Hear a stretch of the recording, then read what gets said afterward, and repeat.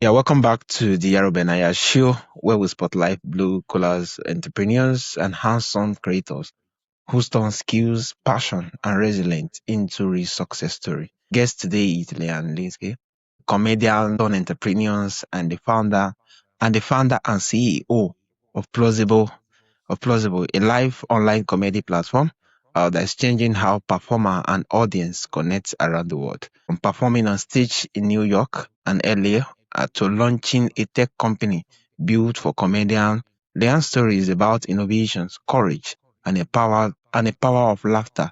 Let's dive into how she turned punchline and purpose and built a business that helped others to do same.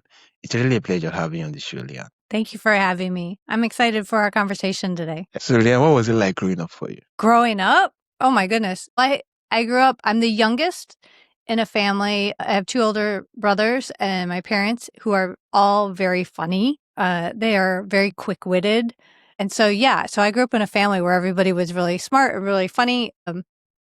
So here I am.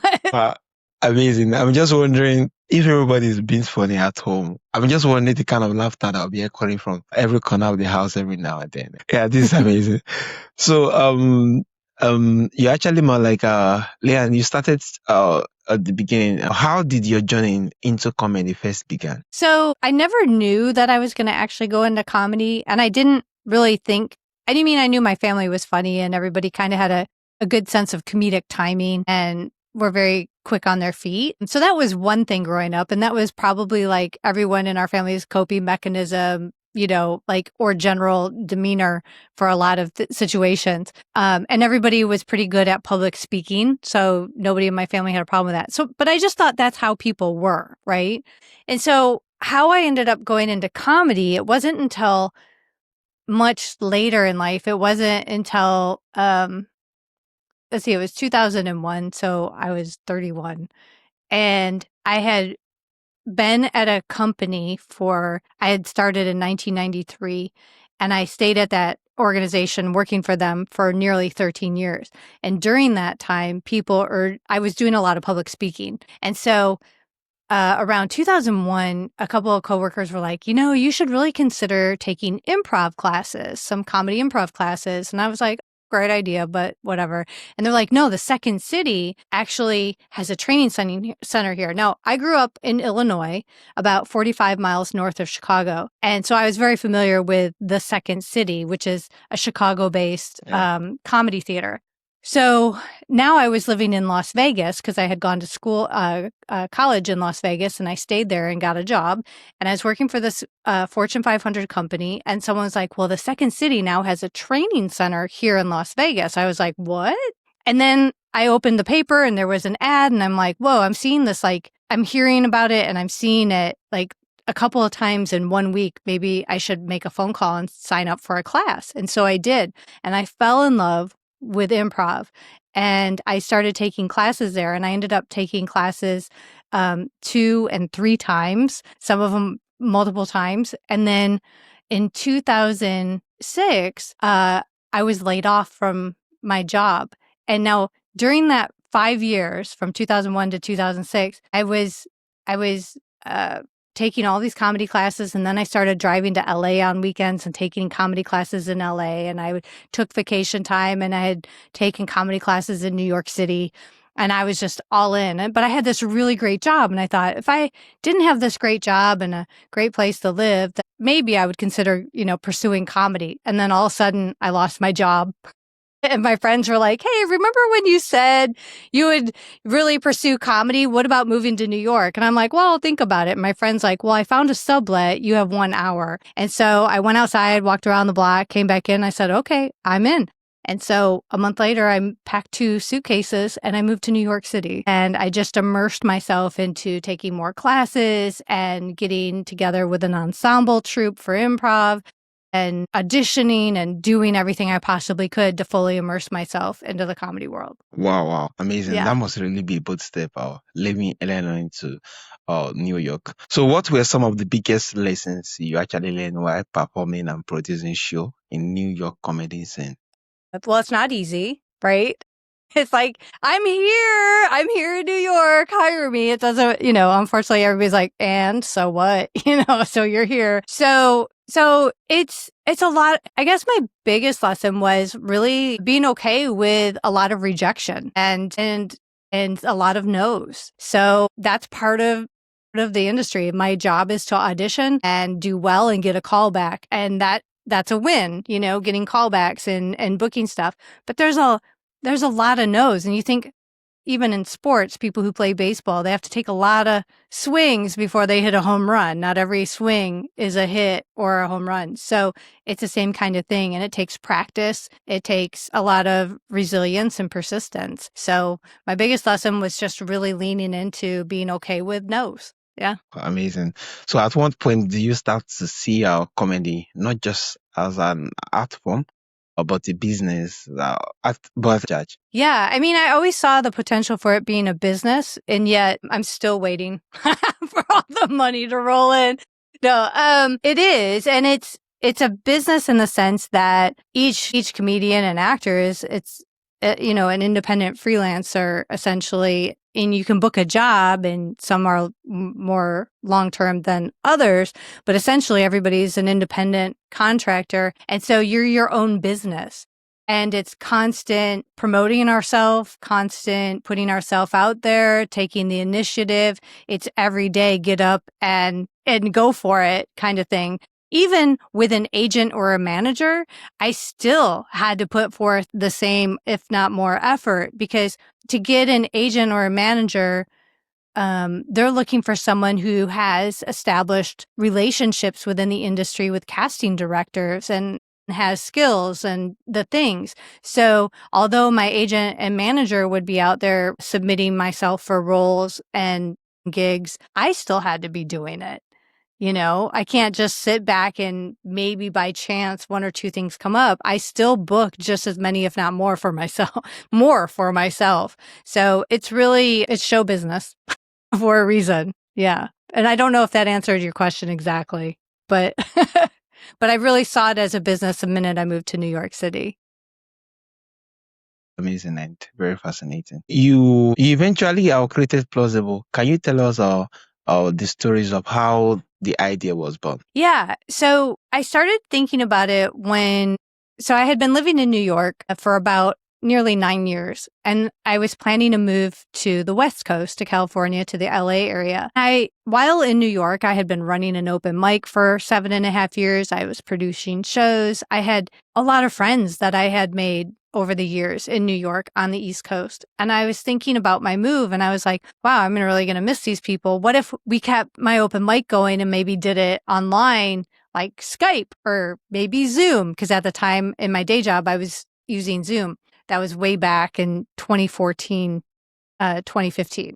Yeah. And people were like, and I was like, yeah, you're right, Skype. So I moved to the West Coast. I got to the LA area and I started producing shows and podcasting and doing things. And then, life got lifey. And I had that idea and I'm like, I want to do it. And then when should I do it? And so then eventually around August of 2019, I was like, you know what? I'm not going to make any more excuses. I'm just going to put together using existing technologies and invite people I know to come on and do an open mic. And so that's what I ended up doing. And so I think you disappeared, but you're going to be right back. And so I did this online open mic. And this was August of 2019 BC, before COVID.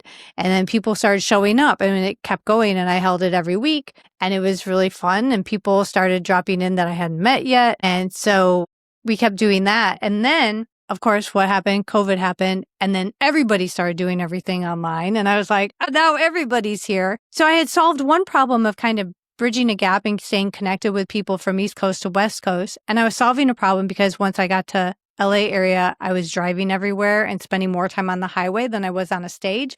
So I was still able to work out material in between gigs, but without spending hours in traffic or, hundreds of dollars in gas. So then COVID happened. Now everybody's online. And I'm like, great, we solved the problem of simple connection. But these online technologies, as great as they are, they're not designed necessarily for comedy or online performances. So how do I fix some of these other problems that we endure as comedians? And I started exploring that, because if it's a problem for me, and I talk to my other comedian friends and it's a problem for them, we can probably help more than just a couple of people. And that's how I came up with the idea for Plausible. So you started experimenting with online open mic before the COVID. What made you see the potential before everyone else did? So before COVID, I saw the potential. So when I experimented with it and I just kind of put together existing technologies, like how people signed up and how to promote it, how we can connect online and everything. What happened was I started with just a small group of people I knew, a couple people from LA and a couple people from New York. And then at the time I had a coaching business. So my coaching website, I put up a page that had, hey, online open mic, you can sign up here. And so people started finding me through Google searches and started finding me that before COVID a little bit. And then when COVID happened, that kind of really cracked it open. And then people were like, I was looking for an online open mic during COVID and there you were, and it was all set up. And so that's when I've even before the pandemic, I started seeing potential, because people were like, this is really great. I can connect with people that I wouldn't normally otherwise see because we live in different parts of the country. And now if I want to travel and book a show, I have a connection in that city. I'm also kind of getting an idea of what people are doing in the comedy scene in other regions. And so people were like, this is really great. It's a totally different way to network. And then when the pandemic happened, obviously everybody went online and started doing anything and everything online. And which was excellent, because I think before COVID, there were people who were like, why would I ever do that? Like, why would I ever go online when I can just go somewhere in person? And it was kind of beyond like, that's crazy. That just seems silly. Why would I do that? But when the pandemic happened, now suddenly everybody was in a position where they're not allowed to leave their home and go out and do these things. So they really didn't have a choice but to kind of lean into technology.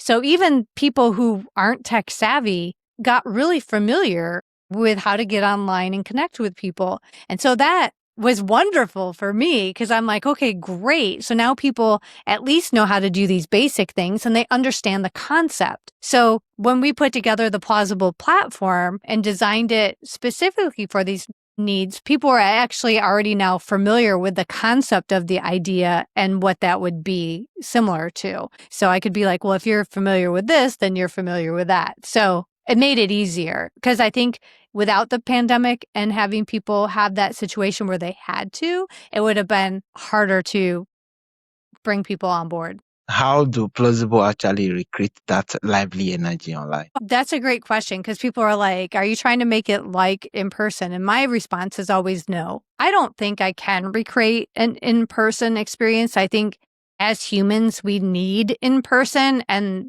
we can try to make adjacent things, but it's never going to be exactly the same. So instead, I think what I'm doing online is kind of bridging a gap. It's helping people for the times they can't make it to an in-person event, or they don't have access to an in-person show or open mic. Now they have access to it using technology. So it's kind of bridging a gap. And online, you're absolutely right. It's very important for people, for comedians, to have immediate response, because the last thing I want to do is stop and have to read a chat, especially when I have to put my reading glasses on in order to do so. And then that breaks my flow and my timing as a performer. So I want to be able to perform and know right away if my jokes are landing or not. So with Plausible, it was really important not to have audio delays. It was important to have a setup where everybody kind of has a front row seat, where we can see and hear our audience and they can see and hear each other laughing, and we can all see and hear each other without one person like coughing and then everybody else cutting out. So that's what we put into making of our platform, is where people could all see and hear each other. You didn't have to stop. You don't have to stop and read a chat. Of course, there's a chat option in case someone's having, a tech question or something like that. But in general, all of the interaction is real time and more human in the fact that we can read the screen, we can see people's facial expressions because not everybody laughs out loud, and we can hear them. So that solved a lot of problems because even on social media platforms, people can post clips or go live, but again, you have to stop and read, and I don't want to watch somebody read. So when did you know that Plausible could actually work? When was the aha moment? Well, I knew it would. I've always believed it would. And so I think from the first time I kind of put it together and people were like, hey, this is cool. This is a cool way to connect. I was like, okay, there's something, right?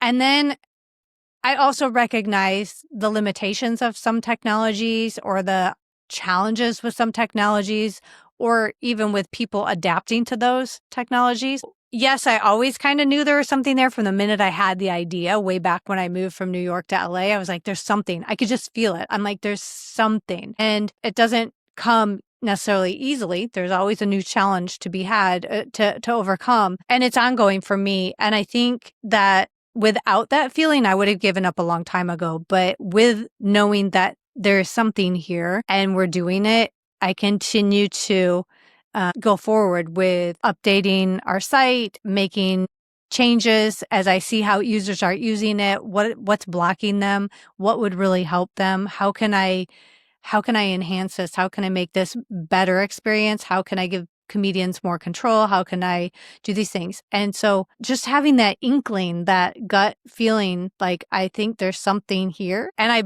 believe that now. I see it because we get new users logging in every day. So we're growing. We continue to grow just on word of mouth alone. Wow. And there's something there. Yeah. Wow. Amazing. Amazing. And I think it's very, very key that entrepreneurs sometimes have this.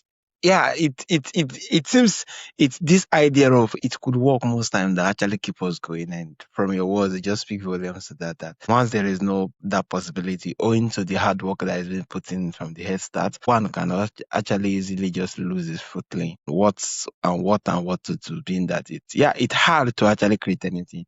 It hard to stay at it. It hard to keep working at it. Even when there is no any tendency that is going to work. And the fact that it works is the fact that you actually stay true to it and you truly believe in it, and it's really, really amazing. Thank you. So Yeah. what advantage does online comedy bring both for performers and audience that traditional in-person show can't offer? Well, I think because we can connect with people globally, right? Like you and I are connecting here. Would we run into each other on the street? No, we're not in the same part of the world. So the fact that we can connect internationally, I think is tremendous. The other thing is just looking at something as simple as comedy open mics. When I counted the number of comedy open mics, 40% of the comedy mics in the US are in California and New York. 40%. That's like nearly half, right? In 2 states. What happens to everybody else in the country, let alone in other parts of the world that don't have access to comedy clubs? You know, people who live in very rural or remote areas or have to drive hours or a day away to have access to a comedy show. What about that? Or even people who are really funny and would like to pursue it, but don't have the luxury of being able to pick up 2 suitcases and move to New York like I did. Some people have families, jobs, other responsibilities, and they can't do that. So having it accessible to people from an internet connected device really changes things and makes it like kind of levels the playing field for people. So I think having something like Plausible for both comedians and fans gives them access to comedy that they wouldn't otherwise have. I mean, sure, you could turn on the TV, but that's pre-recorded or not interactive because that's passive. You're watching it from your couch, but no one can see or hear you. Whether you laugh or not doesn't matter to the person on the TV. Whereas on a platform like Plausible, we can all see and hear each other in real time, and it's active. It's active listening. It's active participation on both parties, and that changes it. Yeah, amazing. So some comedians actually more like they're skeptical about performing virtually. How do you address their concern and about connection and energy virtually. How do you address their concern about the connection and the energy? I think the energy is different than it is in an in-person thing, right? Like that goes without saying. I think we've all been online versus in person at this point to kind of know the difference. And so when I talk to performers, when I talk to the comedians on Plausible, it's like it's our job as comedians to bring an energy to perform online rather than to sit at a desk and treat it like I'm in a meeting with Bob from accounting. Nobody's logging in to watch Bob from accounting tell a joke, you know? We want to see a comedian tell a joke. We're here for the funny. So it's on the comedians to really produce quality shows and to bring the energy and to bring the entertainment, not just to log in and be like, oh, you logging in? I'm logging in. So true. Yeah. So true. Yeah. So you have actually more like perform, coach, study, and now build a tech platform. How do all those words connect to you personally? The words tech platform? Yeah, the fact that you have wear different hats at different time. How did each of them connect to you personally, looking back? Well, it's interesting. So I come from, I started out in business working for a Fortune 500 company, and I went to school for business management.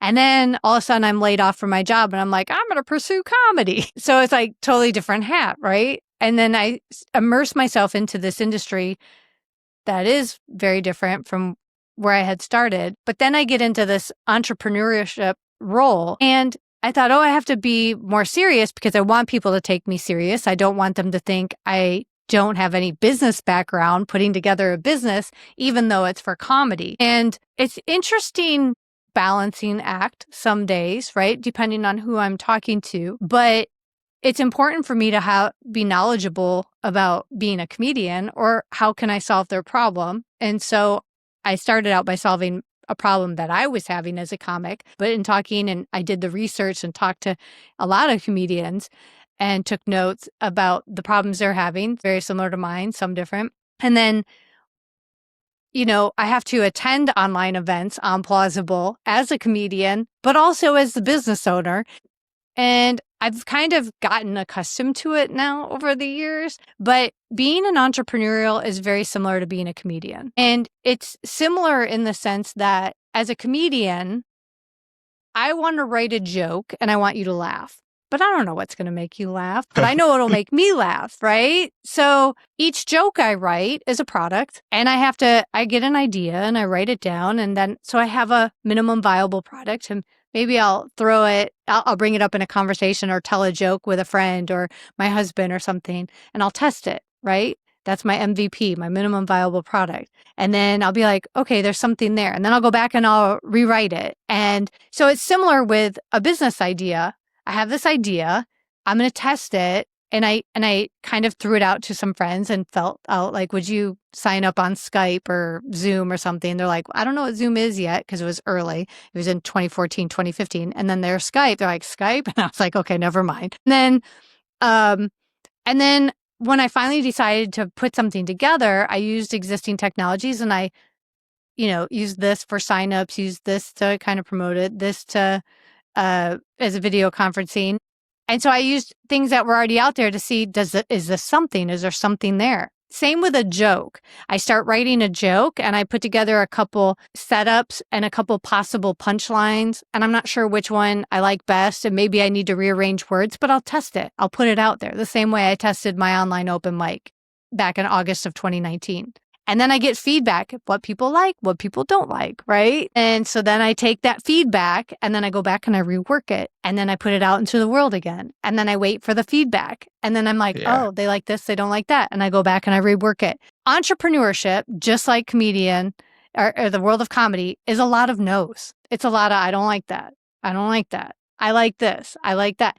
And I'm constantly going back to my audience and paying attention to what makes sense for them. And I think that it's an ongoing process. It doesn't end. As a comedian, I'm constantly writing new jokes. How many times are people going to come see me tell the same jokes over and over, right? So I have to be writing. No, it's not like music where I want to hear that record on repeat. Unfortunately, I don't want to hear your joke on repeat all the time. Maybe a couple times, but not all the time. So, it's a it's a process.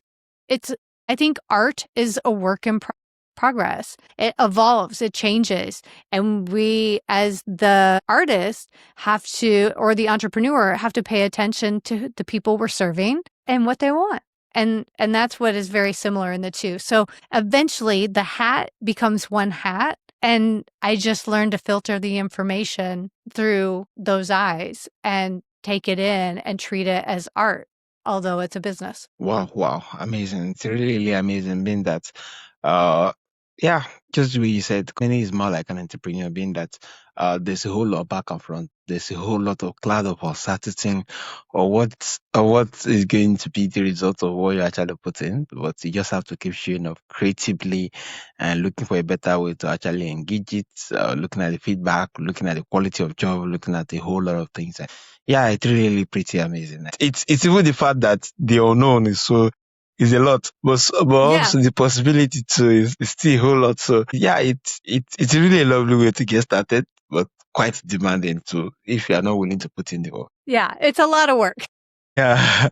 So what has been the most rewarding moments for you since launching Plausible? I think that my most rewarding moments are seeing people sign up. That makes me feel really good. And the other part is when I log in and I see people using it and having fun, and that we have a lot of regular comedians and fans logging in daily, weekly, monthly, and using the platform, and they're making connections, and I see them making friends with each other, and they're all from all over different places, and they're connecting with one another.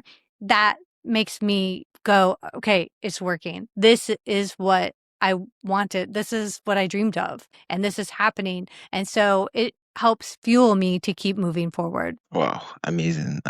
Thanks for that. And on the flip side, what has been the toughest part of running a startup in the entertainment space?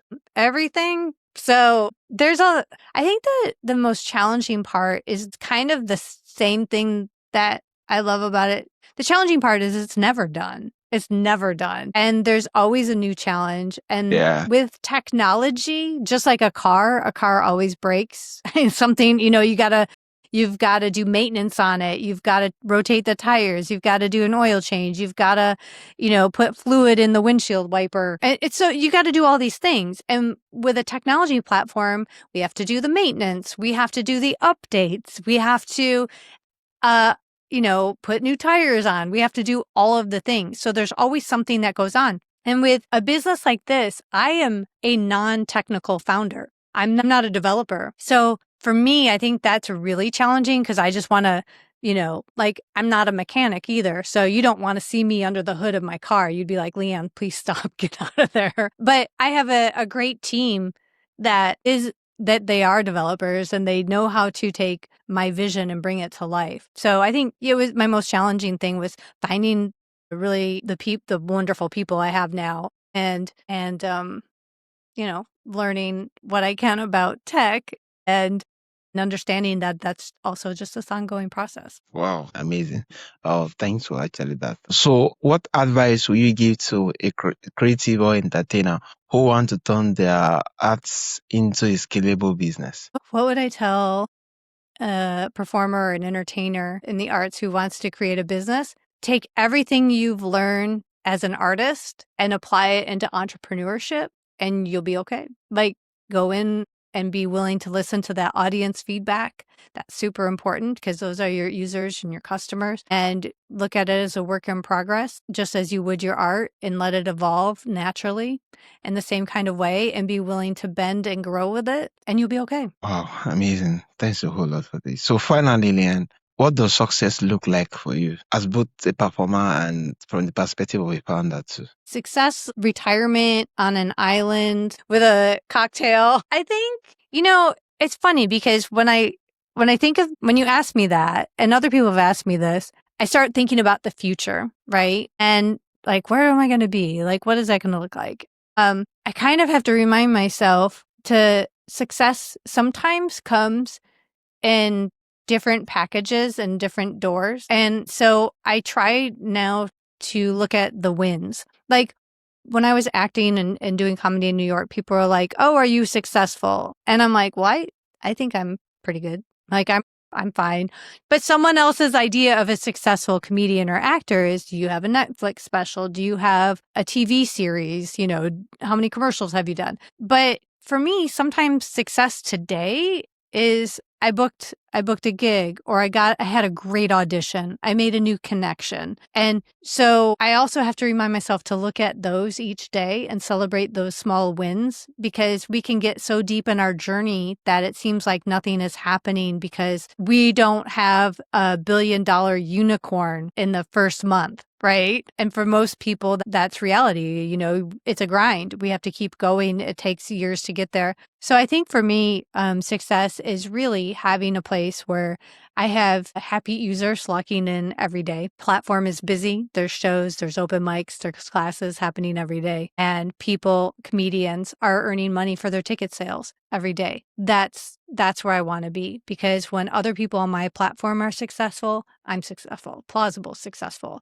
And that's where I want to go. So every time one of those things happens, I got to remind myself that's also a win. So along that long-term journey. Wow, amazing.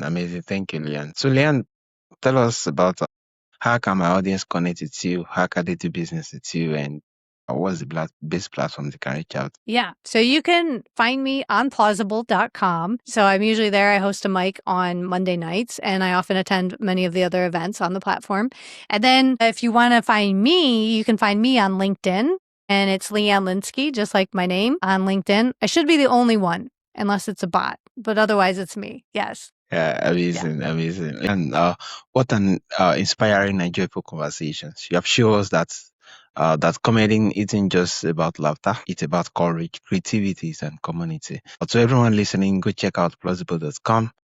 It's a live online comedy platform where you can support independent comedian and enjoy a great show from anywhere. And if this episode made you smile or spark an idea, share it with someone who could use that inspirations.